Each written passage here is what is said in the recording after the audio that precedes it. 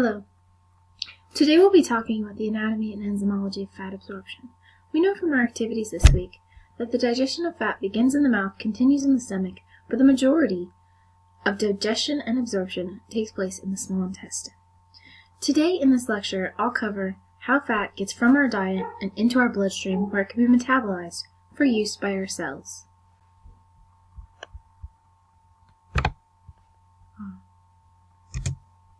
So I thought I would begin with fat in our diet. Now, fat in the typical American diet includes triglycerides, cholesterol, phospholipids, and long-chain fatty acids, which I've listed at the top of this slide. However, over 90% of dietary fat is triglycerides. This is because the primary form of lipid storage in plants and animals is triglycerides. Because our diet is made up of plants and animals, hence our dietary fat is largely triglycerides. In the image on the left, we can see a typical triglyceride. Triglycerides are also known as triacylglycerols. You can see the 3-carbon glycerol backbone and the 3 long hydrocarbon chains, which we call fatty acid tails. And I really wanted to focus how fats in our diet are essential. Our body uses fats in everything from healthy skin and hair and nails, hormones, to the cell membrane. So lack of fat in our diet or lack of absorption of fat can really cause problems in our body's function. The image on the right I used to kind of help us visualize what happens to fat in our body. Our body is made up of largely water, and our fluids are aqueous. Because of this, when fat, which is hydrophobic, is inside of our bodies, it is coalesced into these large globules. These large globules, as we'll discuss later, are inefficient for enzymatic breakdown and absorption of fat. Because of the large globules which are in our small intestine, the liver produces a substance called bile. Within bile are many things, such as the toxins or drugs that are filtered by the liver, as well as cholesterol and other wastes that could be excreted in the feces. But the active ingredient in bile is a bile salt, and bile salt serves to emulsify large fat globules into smaller fat droplets. Emulsify is a term which basically means to break up, and so when we're talking about emulsion or emulsification, this is the breakup of the large fat globules into smaller fat droplets. Now, in the image on the left, we can see our anatomy, our human anatomy of the digestive system. You'll see the liver, as well as the gallbladder in green below the liver, and then continuing down to the small intestine on the right side of this image. And this image is important, I thought, to include because the liver is producing bile, which is moving from the liver into the gallbladder via the hepatic ducts. Now, once in the gallbladder stores and concentrates the bile, and then when a fatty meal is consumed, the gallbladder contracts and moves the bile through the common bile duct and into the duodenum of the small intestine. The gallbladder is important to think about medically with physiology. So a common problem is to get calcifications in the common bile duct. These are known as gallstones. And because the gallbladder does not produce the bile and simply stores it, it is considered a non-essential organ. And so the gallbladder can be removed in a procedure known as a cholecystectomy. Many people live long and healthy lives without their gallbladder. Alright, that was kind of an aside. Alright, moving on. Once the bile is in the small intestine, it emulsifies these large fat globules like we talked about, the bile salts specifically. And this emulsification increases the surface area of the fat droplets, allowing for the enzymes to break down the fat droplets at a faster rate. The bile salts are able to do this because they are amphipathic molecules, and you might remember the term amphipathic from our discussion of phospholipids. Phospholipids like bile salts, are amphipathic. This means that there's a polar or hydrophilic side, which can associate well with water, as well as a hydrophobic side, which associates well with lipids. This means that the bile salts help stabilize these smaller fat droplets. Once the fat droplets have been emulsed by the bile salts, enzymatic digestion of fat can really begin in the small intestine. The main enzyme, or the only enzyme that breaks down triglycerides, is lipase. Lipase breaks triglycerides into 2 fatty acids and 1 monoglyceride.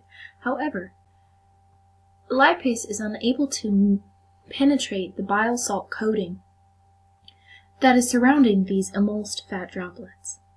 Because of this, a cofactor is needed for the lipase to function. Colipase displaces the bile salts so that lipase can begin to break down triglycerides. Now, this is an important relationship to note because lipase cannot function without colipase, just like colipase can't function without lipase. Both enzymes are needed for proper fat absorption in the small intestine. However, we did talk about how there are fat breakdown in the mouth and the stomach. This is done by lipases. There is lingual lipase and gastric lipase in the mouth and stomach respectively. And these are known as acidic lipases. And they don't need colipase to function because there's no bile in the mouth or the stomach. However, the acidic lipases, unlike the pancreatic lipase or the lipase in the small intestine, is unable to break down triglycerides fully into monoglycerides and free fatty acids. Lingual lipase and gastric lipase can only break down triglycerides into diglycerides, and they really only break down short-chain lipids.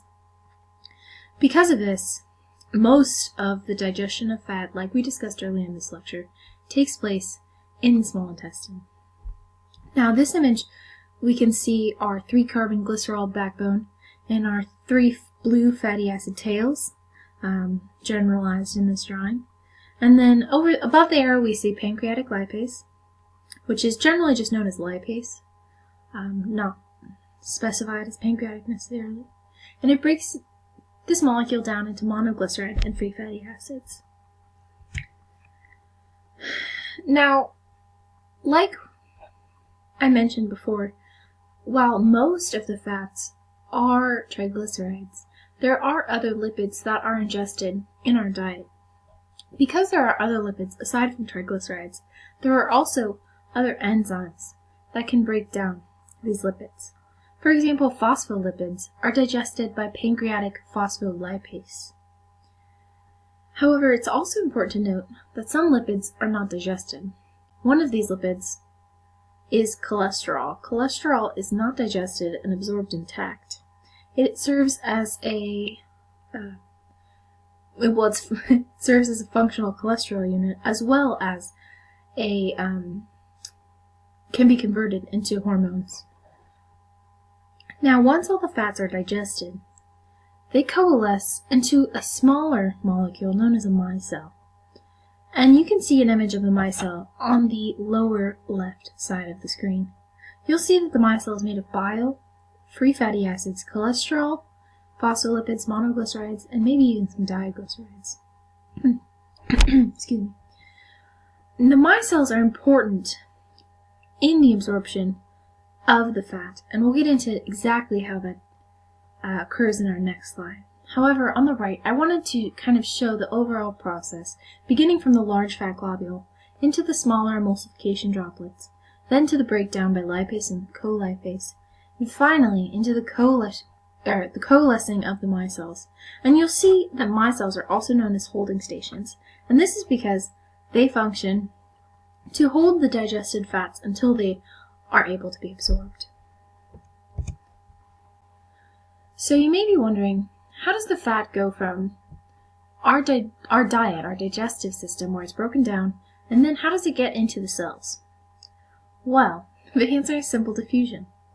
So because the concentration of fats is higher in the lumen of the intestine, it is able to move into the enterocytes. And the enterocytes are these epithelial cells, which are covered in microvilli, which we know as the brush border. And these enterocytes are responsible for the absorption of nutrients.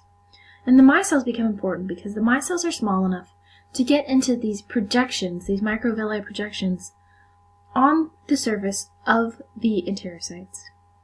And because of this, the fats are able to get close enough to where they can diffuse. The monoglycerides and the free fatty acids diffuse across into the cytosol of the enterocytes. Now, if you're looking at the image on the left side of the screen, you can see how the micelles help move in between the microvilli so that the monoglycerides and the fatty acids can diffuse. You might also see a fatty acid transport protein, or FATP. This is to show that some of the fatty acids are also moved across the membrane via transport proteins.